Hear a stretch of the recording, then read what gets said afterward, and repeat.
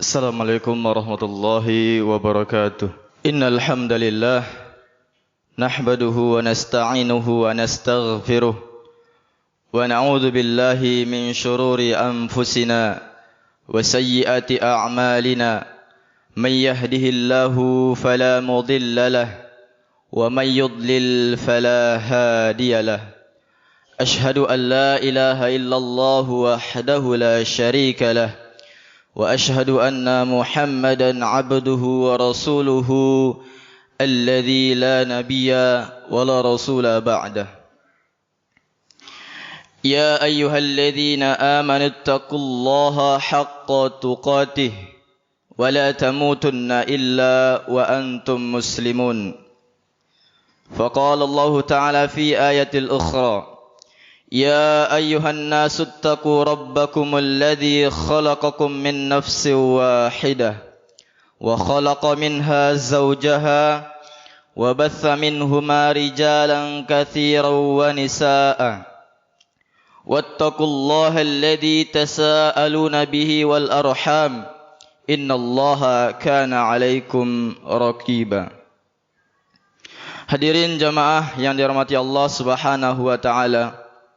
Puji syukur kita hadirkan kepada Allah Subhanahu wa taala yang di mana pada Jumat kali ini Allah masih memberikan nikmat kepada kita sehingga kita dapat melaksanakan, kita dapat melangkahkan kaki kita dari rumah menuju masjid yang rumah Allah Subhanahu wa taala ini. Salawat dan salam kita haturkan kepada baginda Nabi besar Muhammad sallallahu alaihi wasallam. Hadirin jamaah yang dirahmati Allah Subhanahu wa taala, satu prinsip yang perlu kita pahami bahwasanya setiap ketaatan yang dilakukan, ibadah yang kita lakukan, sesungguhnya Allah Subhanahu wa taala sama sekali tidak membutuhkannya. Karena Allah Subhanahu wa taala tidak membutuhkan ketaatan yang dilakukan oleh makhluk, sehingga tidak ada satu ibadah yang kita lakukan kepentingannya kembali kepada Allah Subhanahu wa taala. Kalaupun manusia satu di dunia ini semuanya kufur kepada Allah Subhanahu wa taala, Allah tetap maha kuasa. Allah tetap maha perkasa. Kerajaan Allah Subhanahu wa taala tidak akan berkurang. Tidak akan berkurang sedikit pun. Demikian juga seandainya makhluk yang ada di alam semesta ini semuanya taat kepada Allah Subhanahu wa taala, itu pun tidak akan berpengaruh memberi tambahan terhadap kekuasaan dan kerajaan Allah Subhanahu wa taala. Allah Subhanahu wa taala berfirman melalui pesan yang disampaikan oleh Nabi Musa alaihi salam, seperti yang disebutkan dalam surat Ibrahim yang ke-8. Wahai Musa, jika kamu dan orang-orang dan di muka bumi ini semuanya mengingkari nikmat Allah Subhanahu wa taala, maka sesungguhnya Allah maha kaya lagi maha terpuji. Hadirin jamaah yang dirahmati Allah Subhanahu wa taala, demikian juga tatkala Allah Subhanahu wa taala memerintahkan tentang haji, ada sebagian di antara hamba Allah yang tidak mau berangkat haji.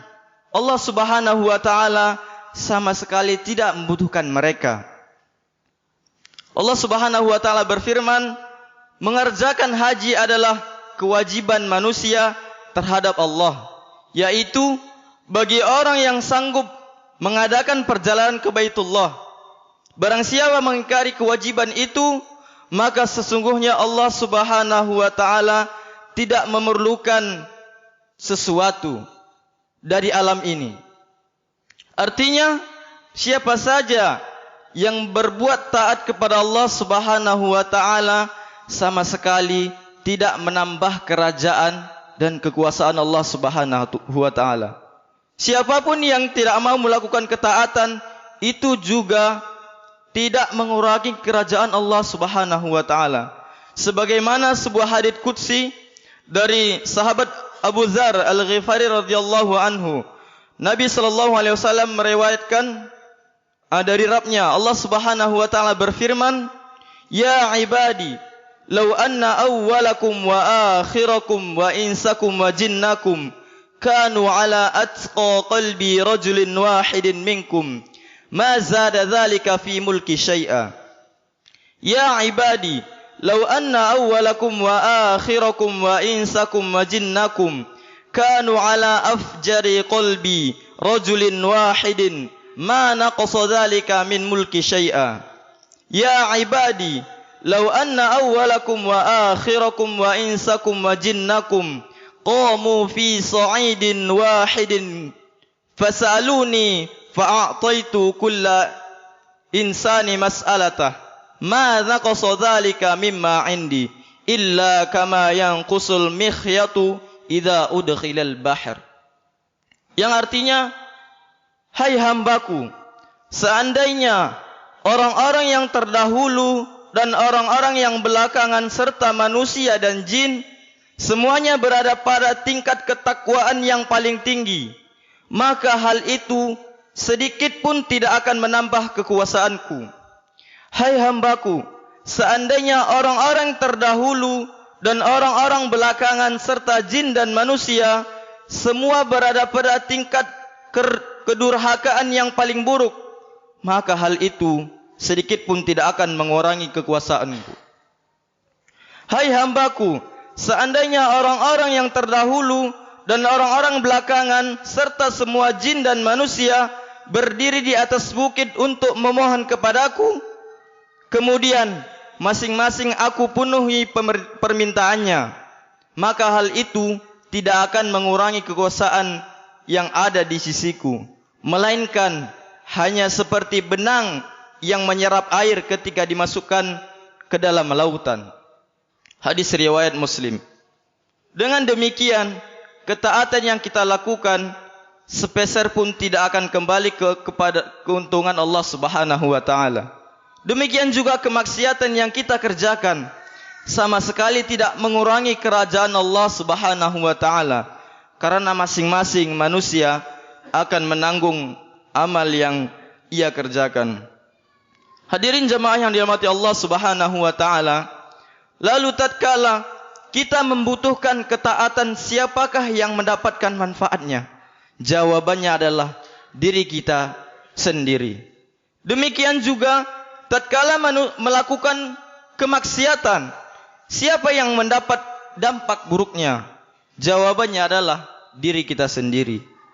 Berbeda dengan makhluk, ketika ada orang yang berkuasa namun ternyata bawahannya tidak mau taat kepadanya, bisa jadi hal itu akan mengancam kekuasaannya.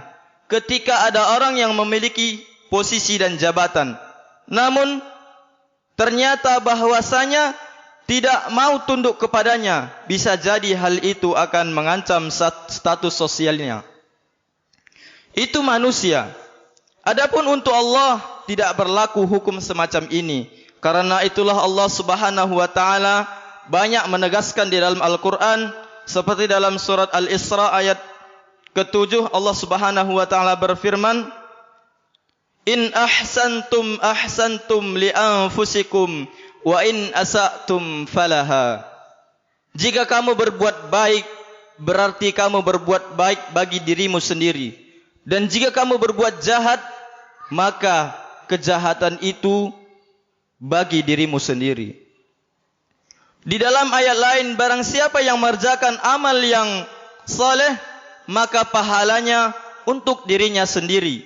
Dan barang siapa mengerjakan perbuatan jahat, maka dosanya untuk dirinya sendiri. Dan sekali-kali tidaklah Rabbmu menganiaya hamba-hambanya. Kita memohon kepada Allah Subhanahu wa taala memberikan hidayah kepada kita untuk melakukan ketaatan kepadanya, dengan keyakinan bahwa kitalah yang butuh kepada Allah Subhanahu wa taala, bukan Allah Subhanahu wa taala yang membutuhkan ketaatan yang kita kerjakan. Mungkin ini saja yang khatib dapat sampaikan Alhamdulillahi rabbil alamin wa bihi nasta'inu ala umurid dunya waddin. Asyhadu an la ilaha illallah wahdahu la syarika lah wa asyhadu anna Muhammadan abduhu wa rasuluh. Barakallahu li wa lakum fil Qur'anil azim wa nafa'ani wa iyyakum bima fihi minal ayati wa dzikril hakim wa taqabbala minni wa minkum tilawatahu innahu huwal ghafurur rahim. Innal hamdalillah nahmaduhu wa nasta'inuhu wa nastaghfiruh wa na'udzu billahi min shururi anfusina wa sayyiati a'malina may yahdihillahu fala mudilla lahu wa may yudlil fala hadiya lahu. Asyhadu an la ilaha illallah wahdahu la syarika lahu wa asyhadu anna Muhammadan abduhu wa rasuluhu la nabiyya wa la rasula ba'dah. Ya ayyuhalladzina amanu taqullaha haqqa tuqatih wa la tamutunna illa wa antum muslimun. Hadirin jemaah yang dirahmati Allah Subhanahu wa taala. Ada sebagian orang yang dia merasa berjasa tatkala dia beramal, terutama amalan yang berstatus sebagai kegiatan sosial, seperti menyumbang masjid, berwakaf, amal membantu orang lain, dan amalan lainnya. Padahal amalan yang dia kerjakan hakikatnya siapakah yang butuh? Jawabannya adalah diri kita sendiri. Satu prinsip yang perlu kita sadari, Allah Subhanahu wa taala tidak butuh amal kita, dan Allah menjanjikan siapa yang berbuat baik manfaatnya akan kembali kepada dirinya sendiri. Allah Subhanahu wa taala tidak punya kepentingan di sana. Karena itulah satu niat yang baik yang perlu kita pasang setiap diri kita melakukan amal sosial, baik menyumbang masjid, membantu orang-orang yang membutuhkan. Yang perlu kita pahami adalah kita yang butuh, bukan orang yang menerimanya itu yang butuh. Sehingga tatkala orang bayar zakat, uang tersebut diterima oleh fakir miskin, maka sebenarnya siapakah yang mendapatkan manfaat yang lebih besar? Jawabannya adalah orang yang membayar zakat itu sendiri. Hadirin jemaah yang dirahmati Allah Subhanahu wa taala, sehingga tatkala seorang menyumbang sejumlah harta untuk dakwah atau untuk kepentingan masjid, yang perlu kita sadari adalah dakwah tidak butuh Anda. Allah tidak butuh kita. Kegiatan agama tidak butuh kita. Allah Subhanahu wa taala tetap akan mengangkat agama ini meskipun manusia tidak mau mendukungnya. Sebagaimana Allah Subhanahu wa taala berfirman, Dialah yang mengutus Rasulnya dengan membawa petunjuk dan agama yang benar, agar dia memenangkan di atas segala agama-agama meskipun orang musyrik. Hadirin jemaah yang dirahmati Allah Subhanahu wa taala, kita memohon kepada Allah Subhanahu wa taala menjadikan kita sebagai hambanya yang ikhlas dalam beramal, dan pada saat kita beramal, perasaan yang kita hadirkan, semangat yang kita hadirkan adalah merasa butuh kepada Allah, bukan karena kita merasa lebih berjasa. Semoga setiap amal yang kita kerjakan diterima Allah Subhanahu wa taala dan mendapatkan pahala yang berlipat ganda. Innallaha wa malaikatahu yusalluna 'alan nabi ya ayyuhalladzina amanu sallu 'alaihi wa sallimu taslima. Allahumma salli 'ala Muhammad wa 'ala ali Muhammad kama sallaita 'ala Ibrahim wa 'ala Ibrahim innaka Hamidum Majid.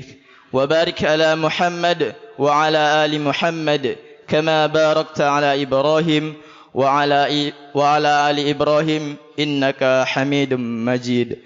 Allahumma ighfir lil muslimina wal muslimat wal mu'minina wal mu'minat al ahya'i minhum wal amwat birahmatika ya arhamar rahimin. Allahumma inna nas'aluka ilman nafi'an wa rizqan tayyiban wa amalan mutaqabbala. Rabbana atina fid dunya hasanah وفي الآخرة حسنة وقنا عذاب النار والحمد لله رب العالمين.